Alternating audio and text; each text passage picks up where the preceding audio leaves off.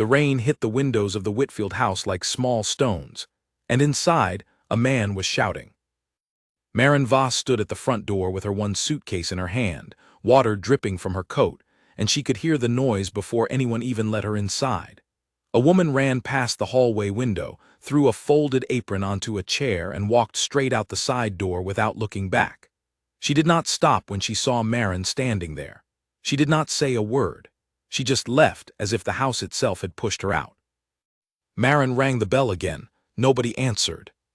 She could still hear the man's voice from somewhere inside, sharp and impatient, telling someone that dinner should have been ready an hour ago, that nothing in this house ever worked the way it was supposed to, that he did not have time for this. She almost turned around. She almost walked back to the bus stop at the end of the long driveway and told the agency that this job was not for her. But she thought of her mother, sitting in a small rented room across town, needing her medicine paid for every month, and she knocked one more time harder. The door opened. A tall man stood there, his tie loosened, his sleeves rolled up, his face tired in a way that had nothing to do with the late hour. His eyes moved over her for less than a second. "You're the new one," he said. It was not a question. "Yes, sir," she said, "Maren Voss." He stepped back to let her in, already turning away before she had crossed the threshold. "Kitchen is that way," he said, pointing without looking. "My daughter has not eaten. My son will not come out of his room. And whatever happened here tonight, I do not want to hear about it. I just want it fixed." That was the first thing Elias Whitfield ever said to her. And for a long time, it was almost the only kind of thing he ever said to her at all. Maren set her suitcase down just inside the door and did not wait to be shown around. She had worked in enough houses to know that the first hour mattered more than any interview. She followed the sound of a television turned up too loud and found a girl of about 16 curled up on a couch, arms crossed, refusing to look at anyone. In the kitchen, pots sat cold on the stove, half of a meal abandoned in the middle of cooking, as if the woman before her had simply stopped in the middle of a sentence and walked away. Maren rolled up her sleeves before she even took off her coat.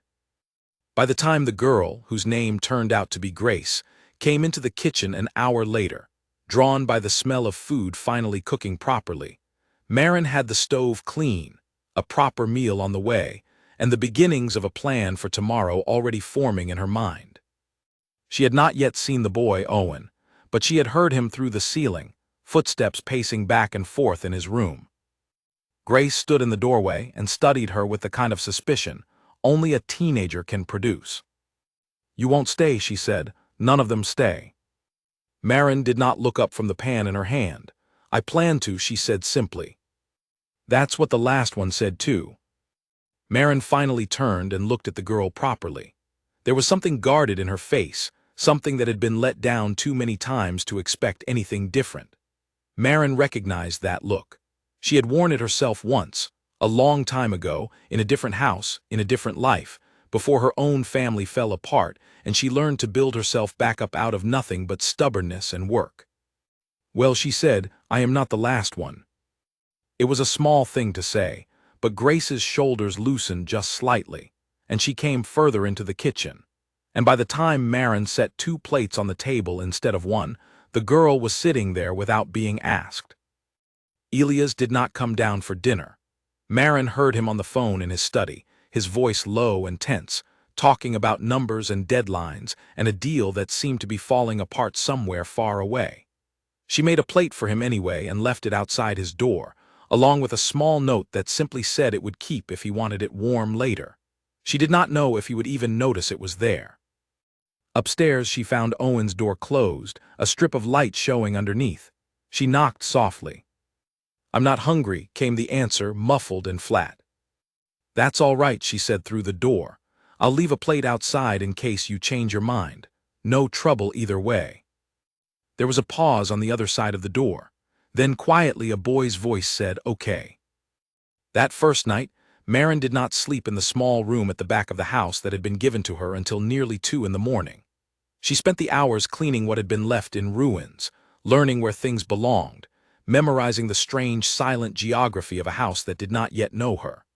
When she finally lay down, her body ached in the familiar way that told her she had done real work, work that mattered, even if nobody in that house had thanked her for it.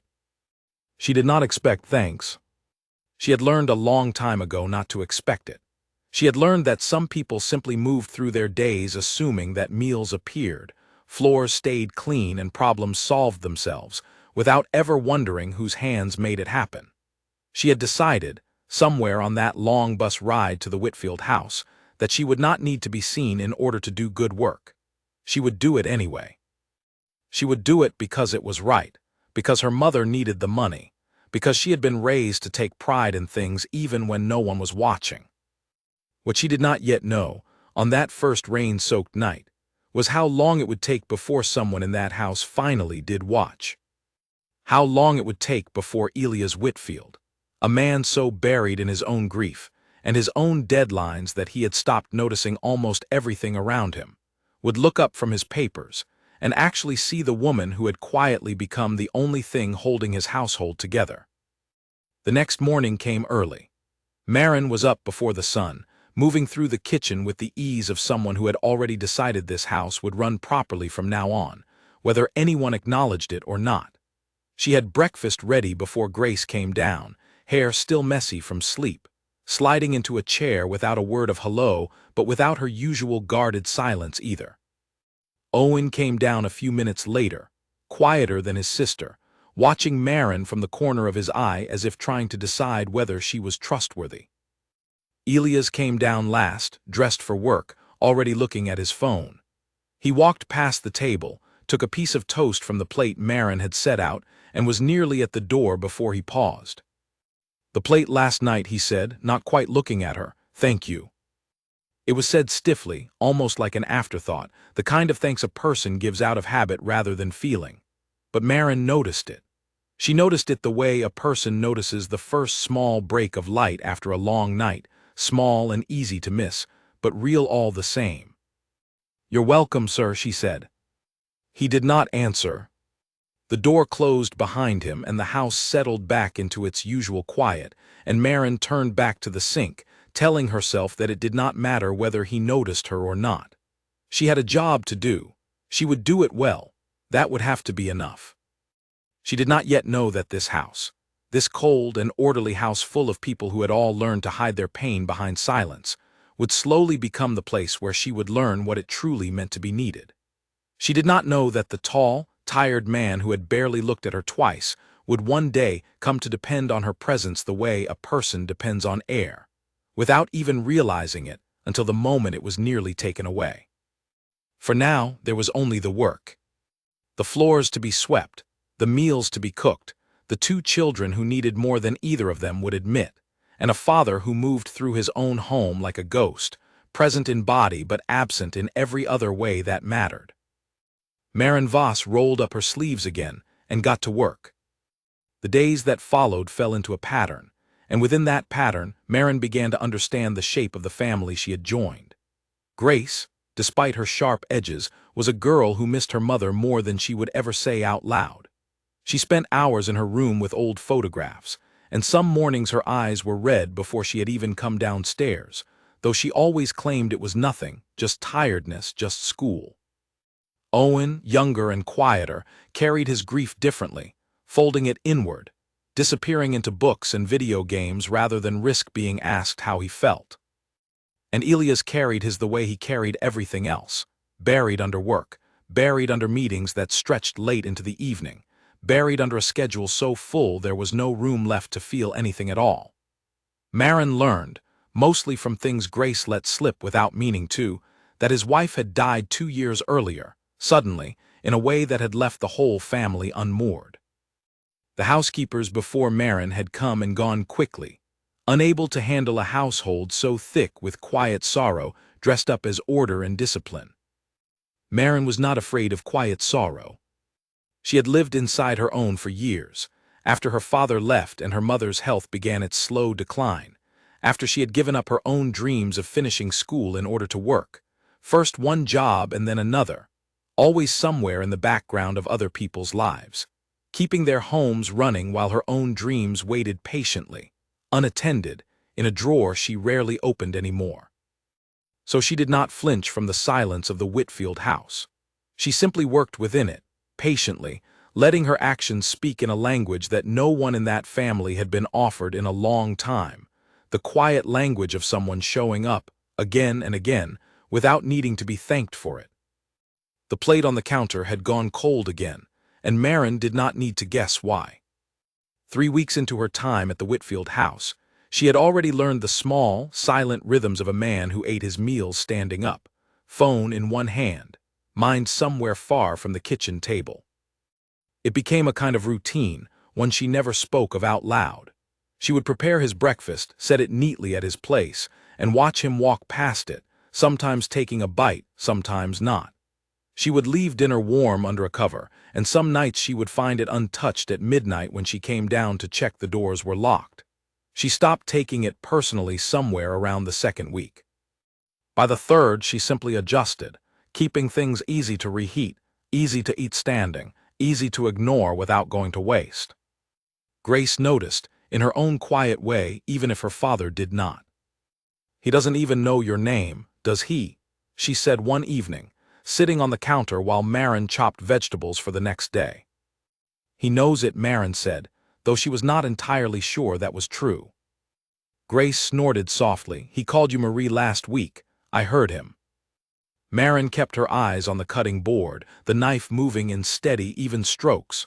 "It's all right," she said. "Names are not the most important thing." But Grace was watching her closely, the way teenagers sometimes do when they sense an adult is saying something they do not fully believe themselves. "What is the most important thing then?" she asked. Maren paused, considering the question more seriously than she had expected to. "Doing the work well," she said finally. "Making sure this house runs the way it should. Making sure you and your brother have what you need.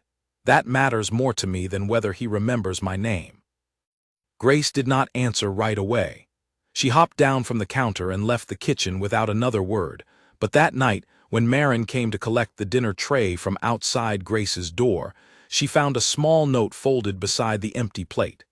It said only, "Thank you, Maren," written in the girl's careful, looping handwriting. Maren kept that note in the drawer of her nightstand for a long time afterward.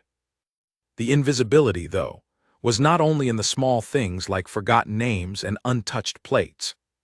It ran deeper than that, into a kind of quiet erasure that Maren had felt before in other houses, but had never quite grown used to. There was an evening, about a month into her time there, when Elias hosted several colleagues for a business dinner. Maren had spent the entire day preparing, polishing silver that had not been used in years, ironing linens, cooking a meal that took hours to prepare properly, checking every detail twice. The guests arrived in expensive coats and louder voices, filling the dining room with laughter and conversation about deals and figures Maren did not understand and had no reason to. She moved among them quietly, refilling glasses, clearing plates, making sure everything ran smoothly, and not one person at that table looked at her directly. Not once did anyone thank her by name. At one point, a guest gestured toward her without even glancing up from his plate and said, "More wine," to no one in particular, simply expecting the request to be filled by whichever pair of hands happened to be nearby. Elias, seated at the head of the table, laughed at something one of his guests had said, his face more animated than Maren had seen it in weeks. For a brief moment, she watched him from the doorway of the kitchen, struck by how different he looked when the weight of the house was not pressing down on him, how easily he could still smile when the right conditions allowed it. Then one of the guests asked him a question, and his attention snapped back, and Maren returned to her work, unseen once more. Later that night, after the guests had gone and the house had fallen quiet again, Maren found herself alone in the kitchen, washing the last of the dishes by hand because it was easier than waiting for the machine to finish its cycle in silence. Her feet ached. Her hands were raw from the hot water. She looked at her reflection faintly in the dark kitchen window, tired and worn, and for just a moment she allowed herself to feel the weight of being unseen. It was not anger she felt, not exactly. It was something closer to loneliness, the particular kind of loneliness that comes from being surrounded by people all day and still going to bed each night without a single person having truly looked at her.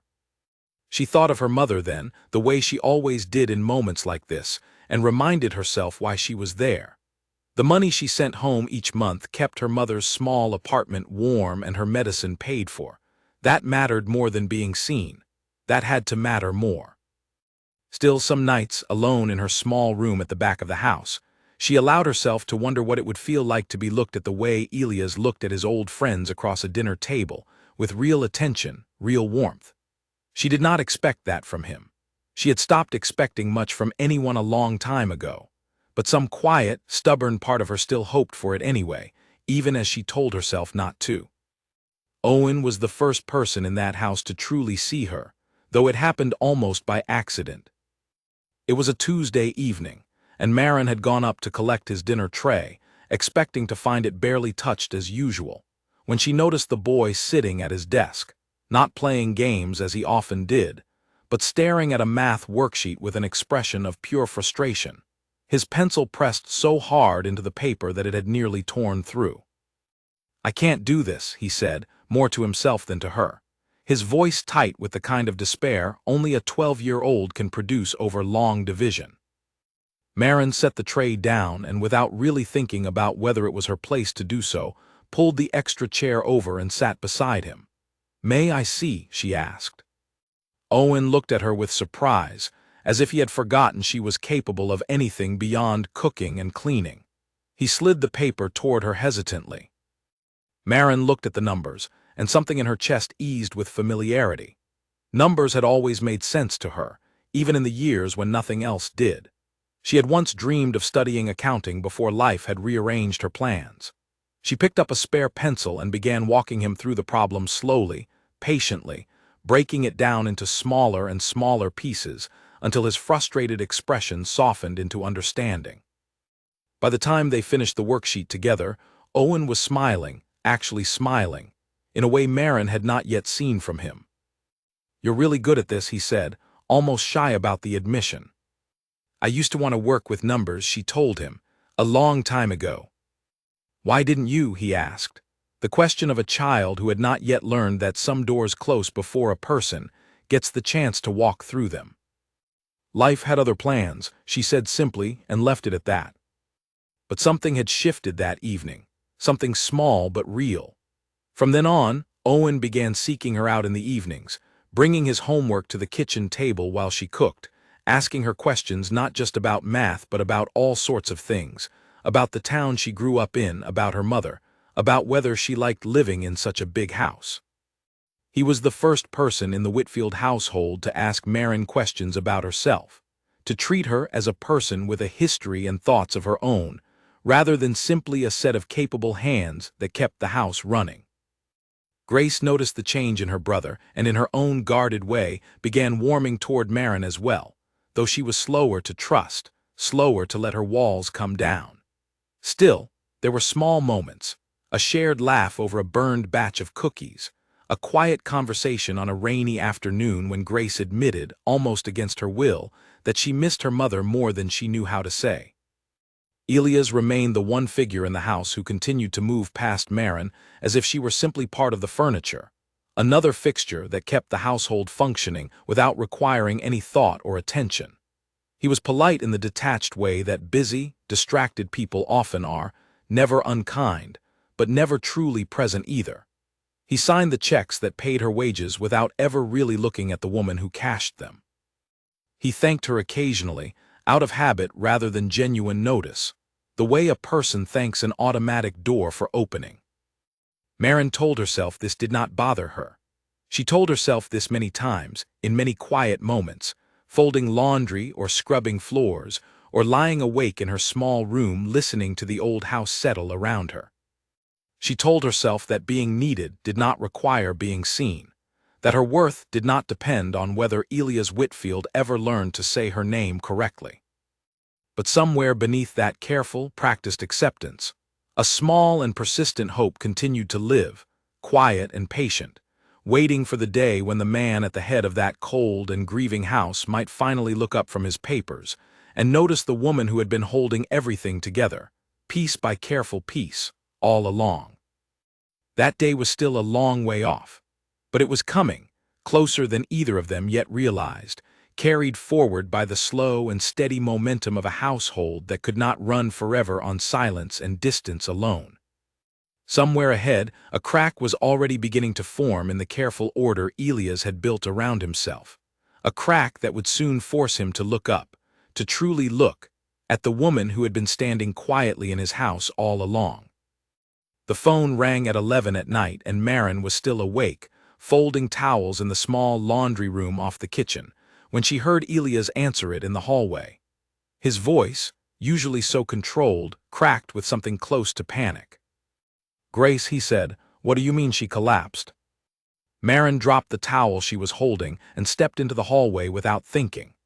Elias stood frozen, phone pressed to his ear, his face draining of color as he listened to whoever was speaking on the other end. "She's at the school," he said, more to himself than to Maren, though she was standing right there. "They're taking her to the hospital." "I'll get the car," Maren said immediately, already moving toward the coat rack. Elias looked at her as if he had forgotten she was in the house at all, and for one brief moment something like relief flickered across his face, though he did not have time to examine it. "Owen," he said suddenly, panic rising again. "Owen is asleep upstairs. I can't leave him alone and I can't take him to a hospital at midnight and I don't know what to do." "I'll stay with him," Maren said, already pulling his coat from the rack and pushing it into his hands. "Go. Call me the moment you know something. I will take care of everything here." He hesitated for only a second, torn between the instinct to argue that this was not her responsibility and the desperate need to simply get to his daughter as fast as possible. The second instinct won. He grabbed his keys and was out the door within a minute, his car tearing down the long driveway into the dark. Maren stood alone in the quiet hallway for a moment, her heart pounding, before she forced herself to move. She checked on Owen first, found him sleeping soundly, unaware of the crisis unfolding, and decided not to wake him yet. There was no reason to frighten him before there was anything real to say. Instead, she sat on the top of the stairs where she could hear both his door and the front entrance, and she waited. The call came just past 1 in the morning. Grace had fainted at a late study session at a friend's house, and the school had called for an ambulance out of caution. The doctors believed it was simple exhaustion combined with not eating properly for days, likely from the stress of exams, but they wanted to keep her overnight for observation. Elias' voice on the phone was hollow with relief and exhaustion in equal measure. "I'm staying with her," he said.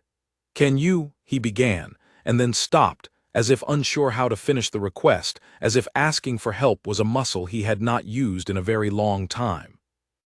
"I have it handled," Maren said gently. "Owen is asleep. I will get him ready for school in the morning and explain things calmly. Do not worry about anything here, just be with Grace." There was a long pause on the line. "Thank you," he said finally, and this time the words did not sound like habit. They sounded like something closer to truth. Maren did not sleep that night.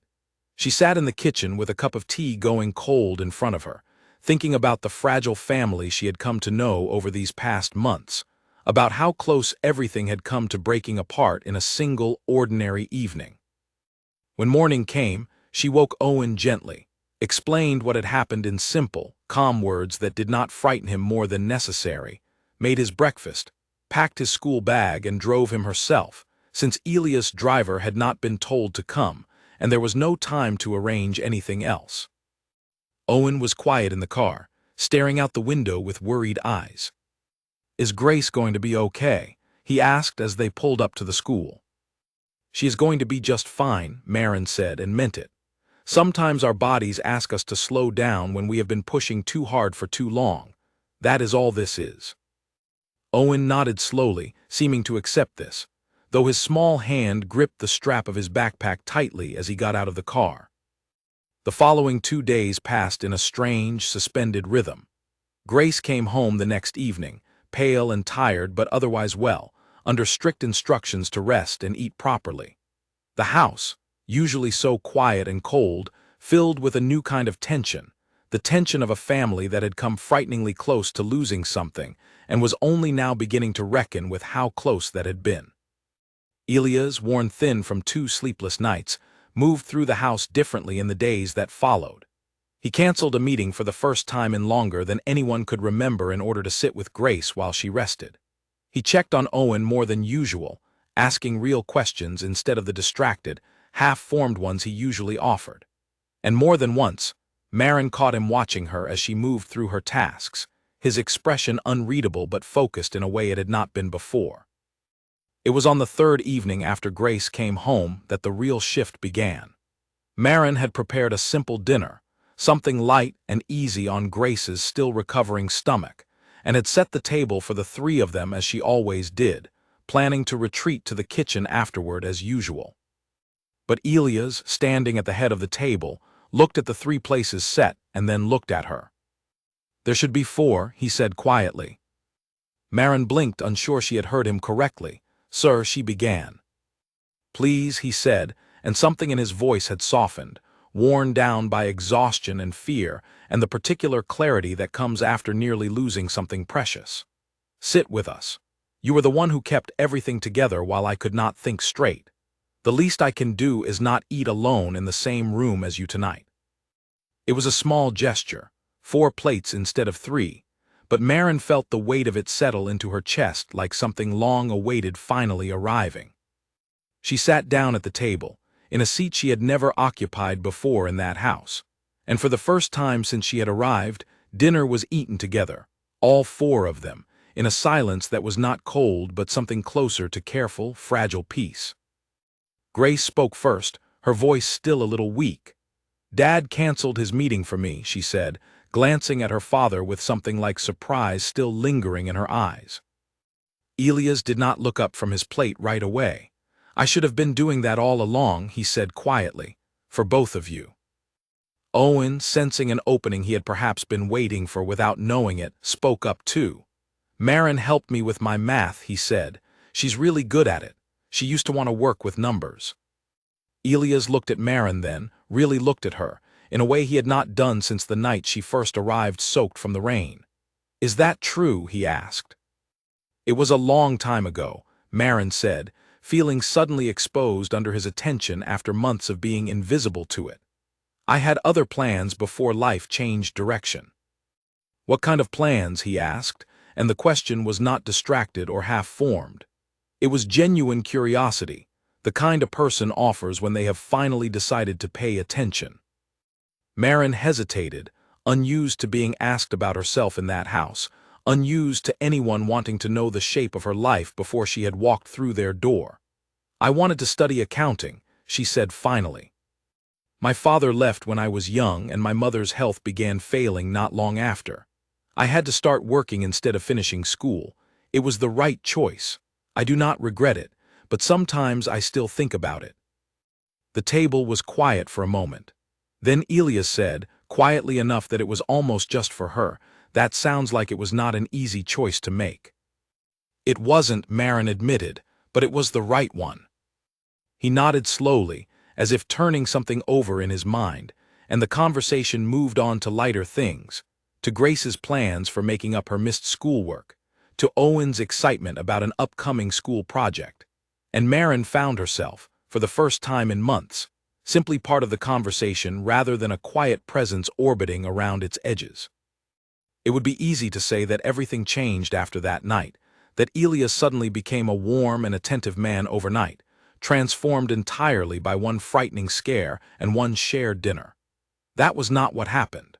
Old habits, old grief, old walls built up over years of loss did not disappear so easily. There were still evenings when Elias disappeared into his study and forgot to come down at all. There were still mornings when he walked past Maren without a word, lost in whatever crisis his work had handed him that day. But something had shifted, quietly, permanently, in the foundation of that house. Elias had begun, for the first time, to notice. He began to notice the way meals appeared exactly when they were needed, the way his children's moods had steadied since Maren's arrival, the way the house itself seemed to breathe more easily under her care. He began to notice the quiet strength in the way she moved through her days, asking for nothing, expecting nothing, simply doing what needed to be done because it was right, because someone had to, because she had decided a long time ago that this was who she wanted to be in the world. And once he had truly noticed her, even just that first time, it became harder and harder for him to look away again. Late that night, long after the children had gone to bed and the house had settled into its familiar quiet, Elias found Maren in the kitchen, finishing the last of the dishes by hand out of habit rather than necessity. He stood in the doorway for a moment before speaking. "I don't think I ever properly thanked you," he said, "for that night, for staying with Owen, for handling everything while I could barely think straight." "You don't need to thank me," Maren said, though her hands paused over the sink. "It's what I'm here for." "No," he said, and his voice carried a weight she had not heard from him before. "It's more than that. I know it's more than that. I have not made that easy to see, and I am sorry for it." Maren turned to face him then, drying her hands slowly on the towel beside the sink, unsure what to say to a man who had spent months moving through the world as though she were part of the walls, now suddenly standing before her, offering something that felt almost like an apology. "Thank you," she said simply, because it was true, because after months of silence, even this small acknowledgement felt like something worth holding on to. Elias nodded, lingered a moment longer than the conversation strictly required, and then said good night and disappeared up the stairs, leaving Maren alone in the kitchen once more. But this time, as she finished the dishes and turned off the lights and made her way to her own small room at the back of the house, she carried with her a feeling she had not expected to find in that cold, grieving house. She carried the quiet, fragile beginning of being seen. It was not everything. It was not enough, not yet, to undo months of feeling like a shadow in someone else's home. But it was a start, and starts, Maren had learned over the long, difficult years of her life, were sometimes the hardest and most important part of anything worth having. The invitation arrived on a Thursday, thick cream-colored paper with gold lettering, announcing a charity dinner that Elias Whitfield's company was hosting the following month. It was the kind of event Maren had heard about but never seen, the kind that filled newspapers and business magazines, where important people gathered to shake hands and make promises they might or might not keep. Elias had barely looked at the invitation before tossing it onto his desk, distracted by 3 other things at once. It was Grace, now fully recovered and back to her usual sharp, observant self, who noticed her father's growing anxiety as the date approached. "He hates these things," she told Maren one afternoon, sitting at the kitchen counter while Maren prepared vegetables for dinner. "Mom used to handle all of it. The seating charts, the speeches, remembering which investor's wife likes red wine and which one is allergic to shellfish. Dad's hopeless without someone managing that side of things." Maren said nothing, though she filed the information away without quite meaning to. As the weeks passed, she began noticing small signs of strain building in Elias. A stack of papers on his desk labeled with the event's name that never seemed to shrink, phone calls that ended with him rubbing his temples in frustration. A general tightness around his eyes that had not been there since Grace's hospital scare had passed. One evening, she found him in his study long after the children had gone to bed, staring at a guest list with the particular exhaustion of a man drowning quietly in details he did not know how to manage. Papers were scattered across his desk, notes crossed out and rewritten, a half-finished seating chart abandoned in frustration. "I don't know how she did this," he muttered, not fully aware he had spoken aloud until he noticed Maren standing in the doorway with a cup of tea in her hand. "I'm sorry," he said quickly, straightening. "I didn't mean to keep you up." "You didn't," Maren said, setting the tea down beside him without being asked. "May I see?" He hesitated only a moment before sliding the papers toward her, too tired to maintain the usual careful distance between them. Maren looked over the guest list, the half-finished seating arrangement, the notes about which business partners could not be seated near which rivals, and something in her settled into familiar focus. The same quiet competence that had once made her dream of a career built on exactly this kind of careful, precise organization. "This investor here," she said, pointing to a name, cannot sit anywhere near this one. I remember Grace mentioning something about a falling out between their companies last year. Elias looked at her with something between surprise and relief. How do you know that? I listened, Maren said simply. It's part of running a house well, you notice things. Over the next hour, without either of them quite deciding it consciously, Maren found herself seated across from him at the desk, helping him rebuild the entire seating chart from the ground up, suggesting pairings based on small details she had picked up from months of overhearing phone calls and dinner conversations. Details Elias himself had been too distracted to retain. By the time they finished, the chart was clean, sensible, and far more thoughtful than anything he had managed alone in weeks of trying. I don't know what I would have done, he admitted quietly, looking at the finished work with something like disbelief. You would have figured it out, Maren said, though she did not fully believe it herself. Maybe, he said. But it would have taken me twice as long and been half as good. The night of the event arrived with a kind of nervous energy that filled the entire house. Elias, dressed in a dark suit that made him look both more distinguished and somehow more tired, paced the front hall while waiting for the car, running through the evening's schedule in his head one final time. Maren was not meant to attend, of course. Her role that evening was to remain at home with Owen, as she always did during these events, and she had already resigned herself to a quiet evening of homework help and early bedtime routines. But as Elias reached for the door, he paused and turned back to her. I have a strange request, he said. Maren waited, curious. There is a folder in my study, on the desk, with the final numbers for tonight's presentation. My assistant was supposed to review them and confirm everything matched what I'll be saying, but she called in sick an hour ago, and there is no one else who has seen these figures closely enough to catch a mistake if there is one. Would you look them over? I know it's not your job, and I know it's asking a great deal, but I trust your eye for detail more than almost anyone else's right now. Maren was startled by the request, and even more startled by the quiet honesty behind it. Of course, she said.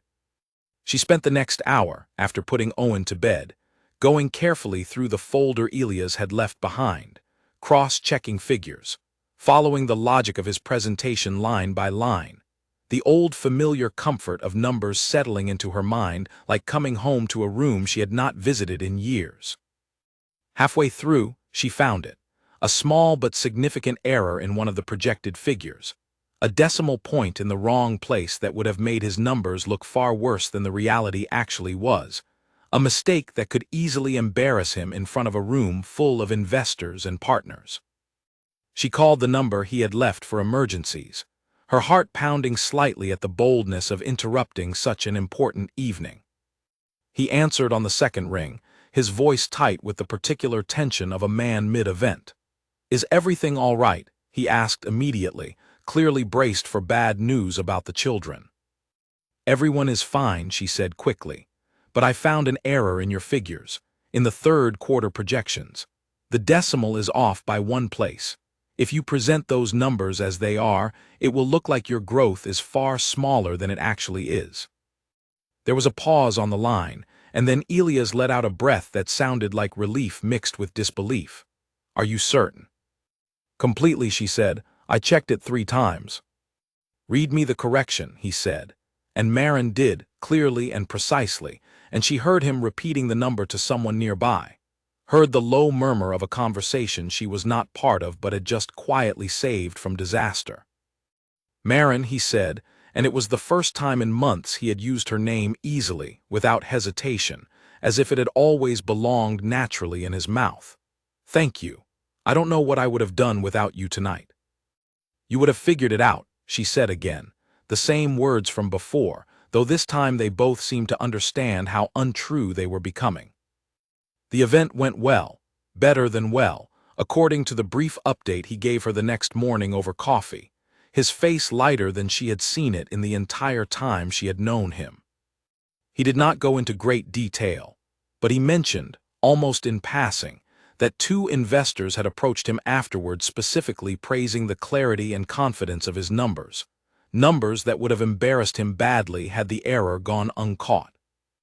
It was a small moment in the grand scope of a busy man's busy life, A single evening, a single correction, a single act of quiet competence offered without expectation of reward. But it marked something important all the same, a turning point that Maren would look back on later as the moment Elias Whitfield truly began to understand what her presence in his life actually meant.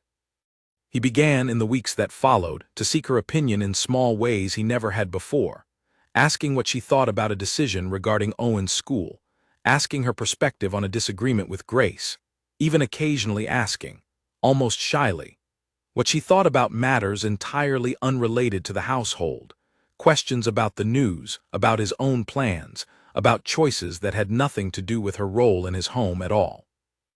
It was not romance, not yet, not anything either of them would have named so boldly in those early weeks. It was something quieter and perhaps more important than that, the slow and careful process of a man learning, piece by piece, to truly see the woman who had been standing in plain sight all along, holding his entire fractured world together with patience, skill, and a quiet dignity he was only now beginning to fully understand he had been taking for granted. Maren, for her part, allowed herself, cautiously, to hope. She had learned the hard way not to trust hope too quickly, not to believe too easily that things were changing simply because a few kind words had been spoken. But something in the way Elias looked at her now, something in the way he said her name, felt different from the careful, distant politeness of those early months. For the first time since arriving at that grand, grieving house soaked through with rain and uncertainty, Maren allowed herself to believe that perhaps, slowly, she was becoming something more than invisible within its walls. Autumn settled over the Whitfield house slowly, turning the tall oak trees along the driveway a deep gold, and with the changing season came a changing rhythm inside the house as well. Elias began coming home earlier some evenings, not every night, not even most nights, but often enough that Grace commented on it more than once with a mixture of surprise and quiet hope. "He's actually eating dinner with us now," she said to Maren one evening while helping set the table, a task she had begun taking on herself without being asked. "It's weird. Good weird, but weird." Maren smiled at that, though she kept her focus on the meal in front of her, unwilling to read too much into small changes that could still easily reverse themselves. She had learned, over years of hard experience, not to build too much hope on the shifting ground of other people's moods. But the changes continued, steady and real. One evening, after the children had gone up to their rooms, Elias lingered in the kitchen instead of retreating to his study as he usually did. He sat at the counter while Maren finished cleaning, and for a while neither of them spoke, the silence comfortable rather than strained in a way it had never quite been before. "Can I ask you something?" he said finally. "Of course," she said, drying a pan and setting it aside. "Why did you stay?" he asked. "After everything, the way I was those first few months, most people would have left long before now." Maren considered the question carefully before answering.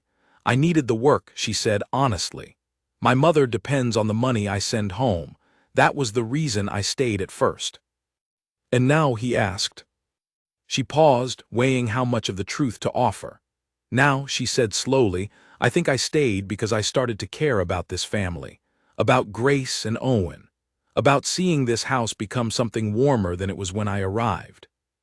Elias was quiet for a long moment, turning his water glass slowly in his hands. "I want to tell you something," he said eventually, his voice lower than usual, more careful. "About Charlotte, about my wife."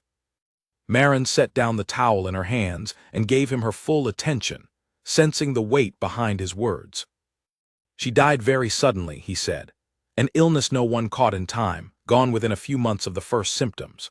One day she was simply here, running this house, running our lives, and then she wasn't, and I didn't know how to exist in a world that had changed that completely overnight. I threw myself into work because it was the only thing that still made sense to me. Numbers, deadlines, meetings, those things I could control. Grief I could not control at all, so I stopped trying to feel it and just kept moving instead." Maren listened without interrupting, understanding now the shape of the silence that had filled that house when she first arrived, understanding the careful, distant politeness that had felt so much like coldness in those early weeks. I know I was not kind to you, he continued. Not intentionally unkind, but distant, distracted, treating you the way I treated everything else in those months, as something that simply needed to function so I did not have to think about it. That was not fair to you, and I am sorry for it. Grief does strange things to people, Maren said gently. I understand that better than you might think. He looked up at her then, curious despite himself. What do you mean? Maren hesitated only briefly before deciding, for the first time since arriving in that house, to share something real about her own past. My father left when I was 14, she said. He simply did not come home one day, and we never heard from him again. My mother fell into a kind of grief that lasted years, grief for a man who was not even dead, just gone, which is its own particular kind of pain. I learned young how to keep a household running around someone else's sorrow, how to be steady when everything else felt uncertain. I suppose that is part of why I understood this house so quickly when I arrived. It felt familiar in a way I did not expect. I'm sorry, Elias said quietly, and this time the words carried real weight, real understanding rather than habit. It made me who I am, Maren said, not as a way of dismissing the pain, but as a simple truth she had come to accept over many years. I do not know if I would trade the strength I built for an easier path. Perhaps that is a strange thing to say. It's not strange, Elias said. I think I understand it more than you know. The conversation that night marked a shift between them that neither fully articulated, but both clearly felt in the days that followed. Elias began speaking to Maren not as an employer addressing staff, but as one person speaking honestly to another, someone whose opinion he had come to value, whose presence he had come to seek out rather than simply accept as part of the background of his days. He began asking her to join him for coffee some mornings before the children woke, not to discuss the household but simply to talk, about books she had read, about places she hoped to visit one day, about the small dreams she had quietly set aside over years of practical necessity. He listened in a way few people ever had, with real attention, asking follow-up questions, remembering details she mentioned only once, and bringing them up again days later in a way that told her he had truly been listening, rather than simply waiting for his turn to speak. Maren found herself, cautiously and against her own careful instincts, beginning to look forward to those mornings more than she wanted to admit even to herself. She remained guarded, though, in ways that were harder to name. She had been hurt before, in ways she rarely spoke of, by people who mistook her kindness for weakness, who took advantage of her willingness to give without expecting anything in return. There had been a man once, years earlier, before her mother's illness had consumed all her time and energy, who had promised her a future, and then vanished the moment life became difficult, leaving her to rebuild her sense of trust slowly and painfully from nothing. She did not tell Elias about that. Not yet. It felt too raw, too easily misunderstood, and some quiet, protective part of her was not ready to hand over that particular piece of her history, not until she understood more clearly what exactly was growing between them. Grace, sharp-eyed as ever, noticed the shift before either adult fully admitted it to themselves. You two talk a lot now, she observed one afternoon, watching her father and Maren from the kitchen doorway as they laughed quietly over something on Elias' phone, some article he had wanted her opinion on. We do, Maren agreed carefully, unwilling to read more into the observation than was safe to acknowledge. That's good, Grace said simply, and there was something in her voice, a kind of quiet hope that Maren recognized from her own guarded heart, hope that had learned to be careful, hope that did not want to be disappointed again. The wall between Elias and the rest of the world, the wall he had built so carefully after Charlotte's death, had not fully come down. There were still evenings when he retreated into work without explanation, still moments when old grief pulled him back into distant silence. But the wall had cracked, meaningfully and visibly, and through those cracks, something warmer had begun to flow through the Whitfield house, something that had been missing for a very long time. Maren, watching the family slowly heal around her, allowed herself, bit by careful bit, to believe that perhaps she was not simply passing through this house on her way to somewhere else. Perhaps, she began to think in her quietest moments, this fractured, grieving family, and the tired, guarded man at its center, had somehow become the place where her own long-postponed hopes might finally have room to grow again. It was a fragile thought, one she did not yet trust fully. But it was there, persistent and warm, growing slowly alongside the cautious friendship taking root between her and Elias Whitfield. A friendship neither of them had expected, and both of them, in their own quiet ways, had come to need. Margaret Whitfield arrived on a Sunday afternoon without calling ahead, as she often did, sweeping into the house with the confidence of a woman who had never once in her life doubted her welcome anywhere. She was Elias' older sister, sharp-featured and sharper-tongued, a woman who had never quite approved of the quiet, careful way her brother had chosen to run his household since Charlotte's death. Maren had met her only a handful of times before, brief encounters during holiday visits, always polite on the surface, but carrying an undertone Maren recognized well from years of working in other people's homes. The particular chill of someone who saw household staff as a category of person rather than an individual worth knowing. That afternoon, Margaret found Maren in the garden, helping Owen with a school project involving pressed leaves, and something about the easy, comfortable scene seemed to irritate her from the moment she saw it. "You've made yourself quite at home here," she said, her tone light but her eyes sharp, watching as Owen laughed at something Maren had said. Maren straightened, offering a polite smile despite the discomfort settling in her stomach. "Owen has been a wonderful student today," she said simply, choosing not to engage with whatever Margaret was implying. Margaret's smile did not reach her eyes. "I'm sure he has," she said. "You do seem to have made yourself rather indispensable around here. Cooking, cleaning, tutoring, keeping my brother company over coffee in the mornings. Quite the full-service arrangement." The words carried a weight Maren understood immediately, an accusation wrapped carefully in the language of casual observation. She kept her expression neutral, refusing to give Margaret the reaction she seemed to be fishing for. "I simply do my job well," Maren said evenly. "That's all it is." Margaret's eyes narrowed slightly, unconvinced, but she said nothing further in that moment, moving instead toward the house to find her brother, leaving Maren standing in the garden with a familiar knot of anxiety tightening in her chest. It was not the last time Margaret raised the subject. Over the following weeks, she began visiting more frequently than usual, always finding small reasons to comment on Maren's growing presence in the household, always careful to frame her observations as concern rather than criticism, though the intent beneath the words was never fully hidden. "Don't you think it's a little unusual?" she said to Elias one evening, her voice carrying clearly from the sitting room where Maren happened to be passing with a tray of tea. "Don't you think it's a little unusual how close you've become with your housekeeper? The staff, Elias. People will talk. Charlotte would have expected better boundaries than this." Maren paused just outside the doorway, her hands tightening around the tray, unsure whether to enter or retreat. She heard Elias' voice, tighter than usual, tense with the particular frustration only family can produce. "Maren has done more for this family in the past several months than anyone else has in the past 2 years," he said. "I will not apologize for appreciating that, and I will not have you speak about her as though she is some kind of problem to be managed." "I'm simply saying," Margaret pressed, "that there is a difference between appreciation and whatever this is becoming. People notice these things, Elias. It reflects on the family, on the children, on Charlotte's memory." Maren did not wait to hear the rest.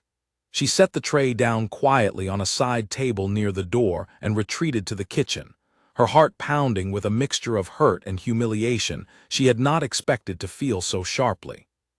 She had grown accustomed, over years of working in other people's homes, to being spoken about as though she were not quite fully a person deserving of consideration, but hearing it now, after months of feeling genuinely valued in this particular house, stung in a way she had not braced herself for. That night, unable to sleep, Maren found herself questioning everything she had allowed herself to hope for over the past months. Perhaps Margaret was right in some uncomfortable way.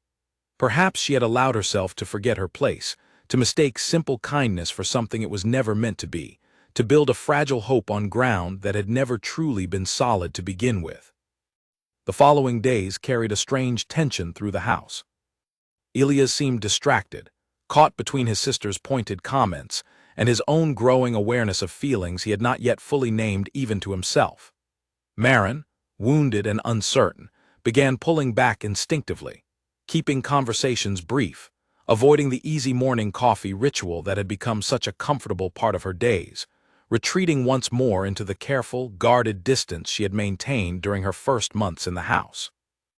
Ilias noticed the change immediately. "You've been quiet lately," he said one evening, finding her in the kitchen after the children had gone to bed. "Did something happen?" Maren hesitated, unsure whether to voice what she had overheard, unwilling to create conflict between him and his sister, but equally unwilling to continue pretending nothing had shifted. "I heard your conversation with Margaret," she said finally, choosing honesty over silence. "About boundaries, about what people might say." Ilias' expression shifted, a mixture of embarrassment and frustration crossing his face. "I'm sorry you heard that," he said. "My sister has strong opinions she does not always know how to keep to herself." "Maybe she has a point," Maren said quietly, voicing the doubt that had been growing in her since that night. "Perhaps I have overstepped. Perhaps things have become too familiar for what my role here actually is." Ilias' frustration softened into something more urgent, more sincere. "Maren," he said, stepping closer, "my sister does not get to decide what this family needs, and she certainly does not get to decide what you mean to this house. You have not overstepped anything. If anything, I have been too slow to say clearly what I actually think, which is that you have become essential here, not just to the smooth running of this household, but to me, and to my children, in ways I did not expect and am still learning to understand fully myself." Maren felt something loosen in her chest at his words, though the wound Margaret's comments had left did not disappear entirely, not right away. Trust, once shaken, took time to rebuild, even when the person offering reassurance meant every word sincerely. Complications did not end there.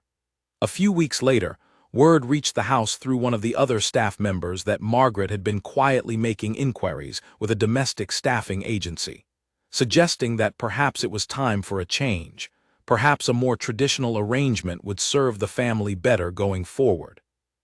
Maren learned of this secondhand, through a nervous conversation with the gardener who had overheard Margaret on the phone during one of her visits, and the news landed like a stone in her stomach.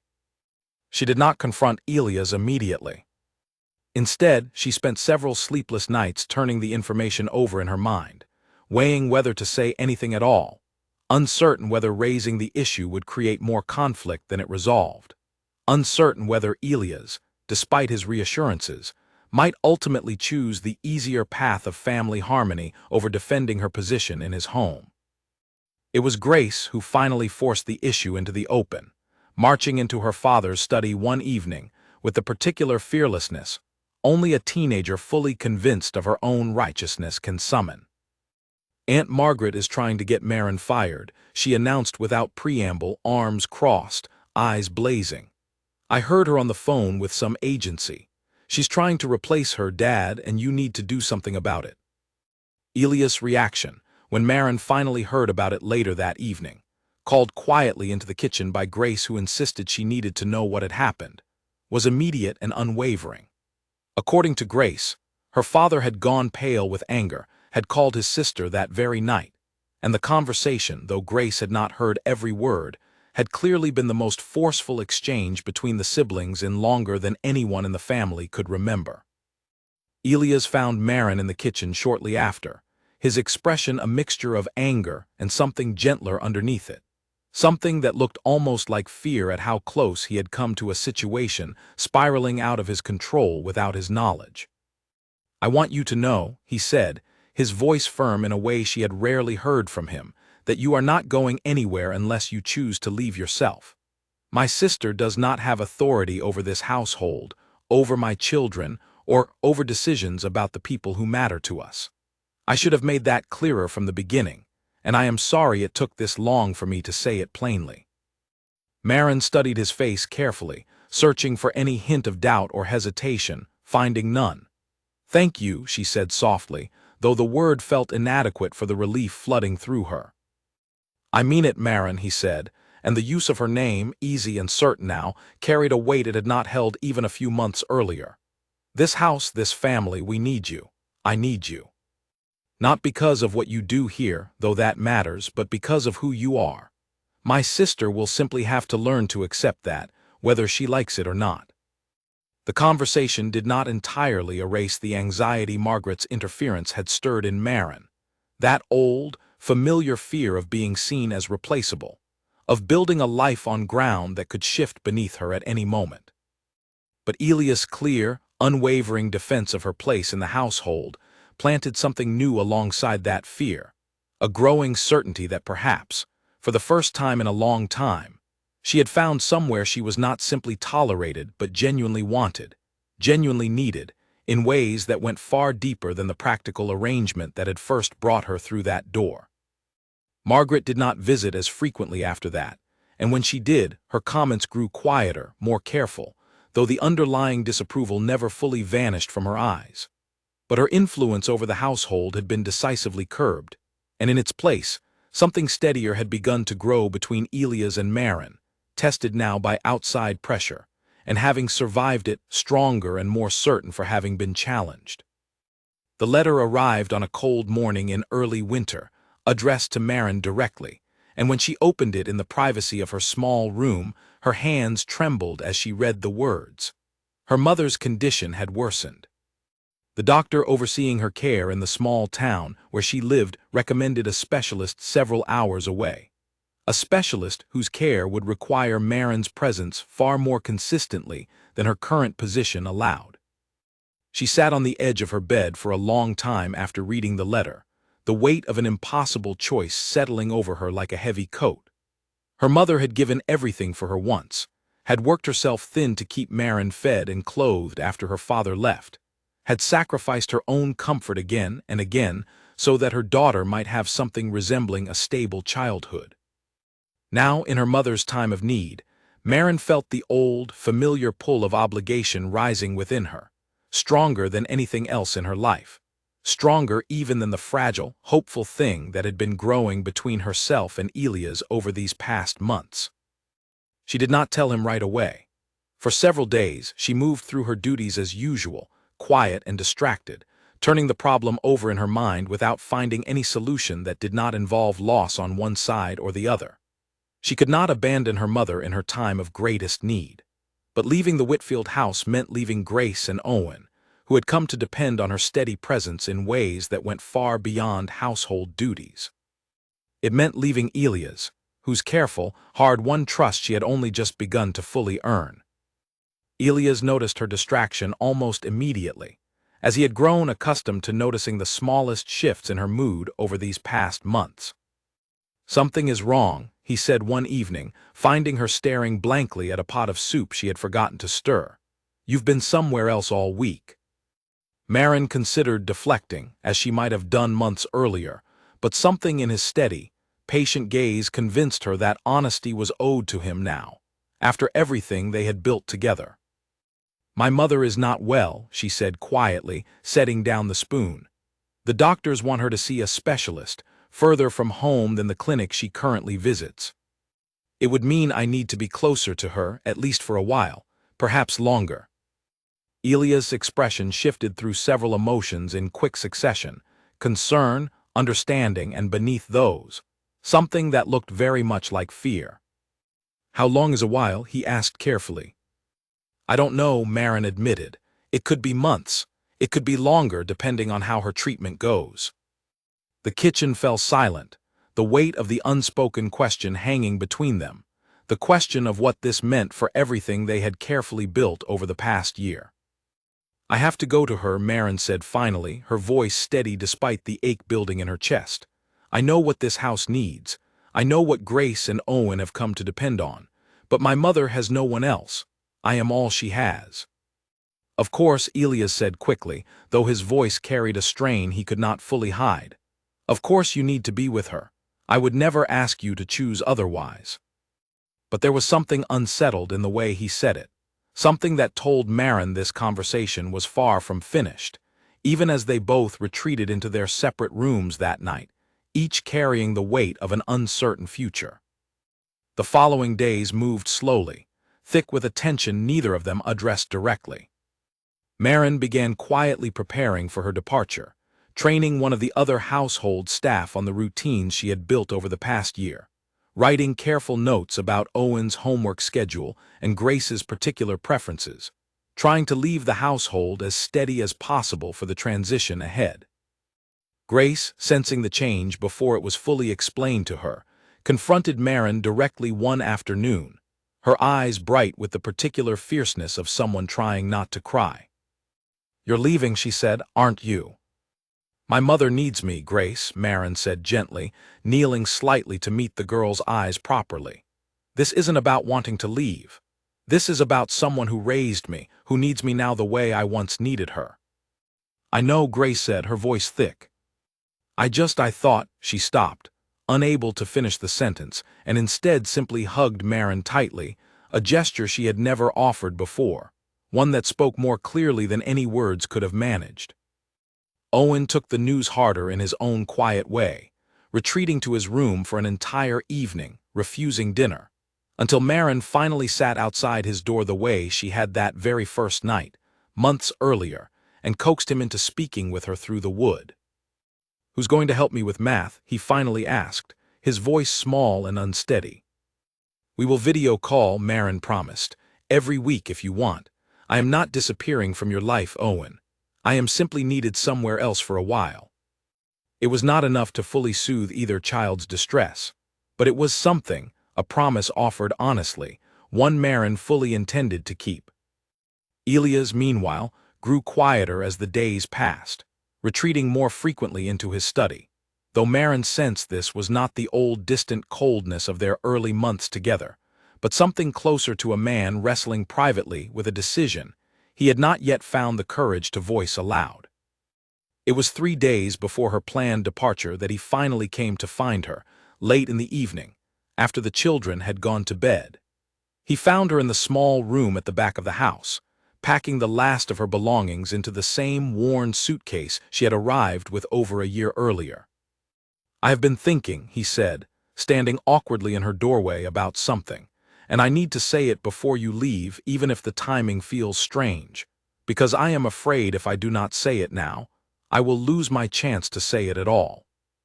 Maren set down the shirt she had been folding and gave him her full attention, her heart beating faster than she wanted to admit. "This past year," he continued, "has changed everything about how I see my life, my children, myself. And a great deal of that change happened because of you. Not because of what you cooked or cleaned or organized, though I am deeply grateful for all of that, but because of who you are. Your patience, your strength, the quiet, steady way you have held this family together when I could not manage it myself." Maren's throat tightened, unsure where this conversation was heading, afraid to hope too much, afraid to hope too little. "I do not want you to go thinking you were simply an employee to this family," he said, his voice growing more urgent. "I do not want you to go without knowing that what has grown between us these past months, at least on my side, has become something far more important to me than I know how to properly explain. I have come to depend on you in ways that go beyond anything reasonable to ask of someone in your position, and I am ashamed it has taken your mother's illness to force me into finally saying this honestly." "What are you saying?" Maren asked quietly, though some part of her had already begun to understand. "I am saying," Elias said, taking a step closer, "that I do not want you to simply disappear from this house and from my life because circumstances demand it.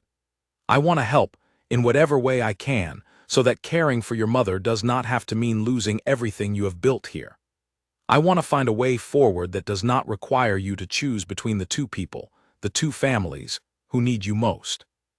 Maren felt tears rising, unbidden, at the sincerity in his voice, at the vulnerability he was offering her, so different from the guarded, distant man she had first met on that rainy night over a year ago. "I don't know what that looks like," she admitted honestly. "I don't know how we make this work." "Neither do I," Elias said, a small, uncertain smile crossing his face for the first time in days. "But I would like to try, if you are willing to try with me."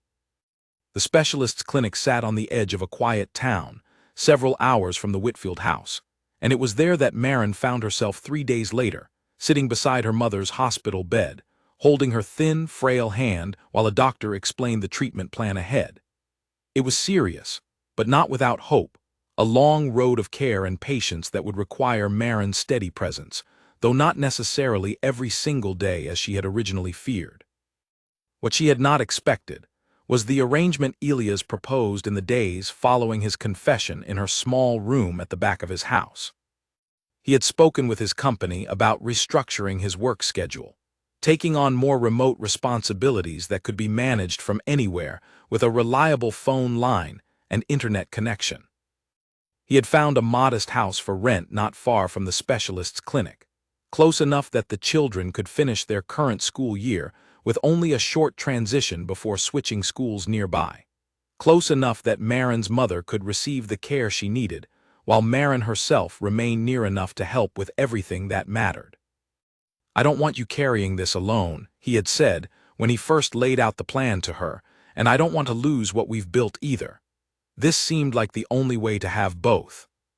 Maren had wept, then, in a way she rarely allowed herself, overwhelmed by the simple, generous kindness of a man who had once barely known her name, now willing to uproot his entire household in order to make sure she did not have to choose between the people she loved.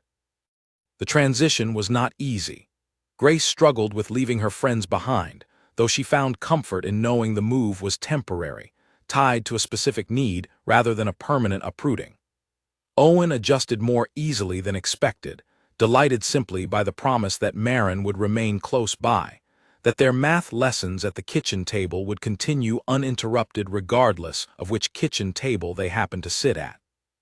Margaret, predictably, had strong opinions about the arrangement, opinions she voiced loudly and often during a tense phone call that Elias handled with a new firmness Maren had come to recognize as one of the quieter but most important changes in him over the past year. "This is my family and this is my decision," he told his sister plainly, "and I would ask that going forward you respect that, whether or not you agree with it." Margaret did not fully come around, not immediately, but her interference grew quieter, more distant, no longer carrying the weight it once had over decisions in Elias' household. The months that followed carried their own rhythm, a new kind of life built around hospital visits and treatment schedules, around a smaller rented house that lacked the grandeur of the Whitfield estate, but carried a warmth the old house had never quite managed, perhaps because everyone living within its walls had chosen, deliberately and with full understanding of the sacrifice involved, to be there together. Maren's mother's treatment progressed slowly but steadily, each small improvement celebrated quietly by the small, unusual family that had gathered around her. Elias visited the clinic more than once alongside Maren, sitting patiently in waiting rooms, learning to know a woman he had never expected to meet, listening to stories about Maren's childhood with genuine interest rather than polite obligation. "You raised a remarkable daughter," he told her mother one afternoon, during a visit when her strength had improved enough for real conversation. Maren's mother, frail but sharp-eyed, studied Elias carefully before responding. She always was stubborn, she said, a small smile playing at her lips. Worked herself too hard, gave too much of herself to everyone else, and never once asked for anything in return. I worried sometimes that she would spend her whole life taking care of others and never let anyone take care of her. Elias glanced at Maren, who sat quietly beside the bed, her cheeks flushing slightly at the conversation happening around her as though she were not present. "I intend to work on that," he said quietly, and Maren's mother laughed, a genuine, warm sound that eased something tight in Maren's chest that had been there for longer than she could properly remember. It was nearly 6 months after leaving the grand old Whitfield house that Elias asked Maren to marry him, not with elaborate ceremony or grand gesture, but quietly in the small kitchen of the rented house, while she stood at the stove preparing dinner much the same way she had on that very first rainy night so long ago. I have thought about how to do this properly, he admitted, standing awkwardly beside her, a small ring box held loosely in his hand. I thought about a nice restaurant, or somewhere with a view, something that would match the importance of the moment. But then I realized this is where we actually live our life together. This kitchen, these ordinary evenings, the two of us figuring out dinner and homework and everything else side by side. It felt wrong to ask you somewhere else, somewhere fancier, when this is the life I am actually asking you to keep sharing with me. Maren set down the spoon in her hand, her heart pounding, and turned to face him fully, tears already gathering in her eyes before he had even finished speaking. I love you, Ilias said simply, the words landing with the full weight of everything they had built together over the past 18 months, from that first cold, distant beginning to this warm, hard-won present. I love the way you see this family, the way you have loved my children as your own, the way you have taught me what it actually means to show up for the people who matter. I do not want to spend another day of my life without you fully beside me, not as staff, not as someone I am simply grateful for, but as my wife, as an equal partner in everything ahead of us. Maren, overwhelmed, could only nod at first, unable to find words adequate to the moment, before finally managing a quiet, certain yes that filled the small kitchen with a warmth neither of them would ever forget. Grace and Owen, who had been listening from just outside the doorway, unable to resist the temptation of eavesdropping on such an important moment, burst into the kitchen with matching expressions of pure delight, wrapping both adults in an enthusiastic embrace that nearly knocked the pot off the stove entirely. Finally, Grace said, laughing through unexpected tears of her own, I thought you two would never figure it out. The wedding, when it came several months later, was small and simple, held in the garden of the old Whitfield estate, now filled with a warmth it had not carried since long before Maren first arrived soaked from the rain, uncertain of her welcome. Maren's mother, her health steadily improving under continued care, sat in a place of honor near the front, her face bright with a happiness that Maren had feared, in the darker days of her mother's illness, she might never see again. Margaret attended as well, her disapproval finally, quietly, giving way to something like grudging acceptance as she watched her brother's genuine happiness, watched her niece and nephew laughing freely in a way they had not for years, watched a household that had once been defined by grief and silence transformed into something warm and full of life.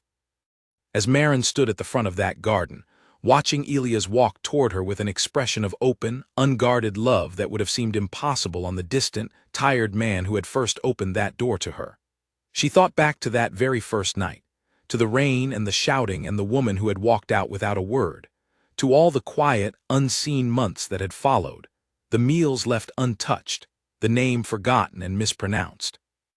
The deep loneliness of being surrounded by people who did not truly see her. She thought of how far they had all traveled since then, and how none of it, not one single quiet, difficult, unseen moment of that early struggle had been wasted. Every meal cooked without thanks, every plate cleared in silence, every patient hour spent helping a grieving boy with his math homework. All of it had been the slow, careful work of building something that was now, finally, unmistakably real.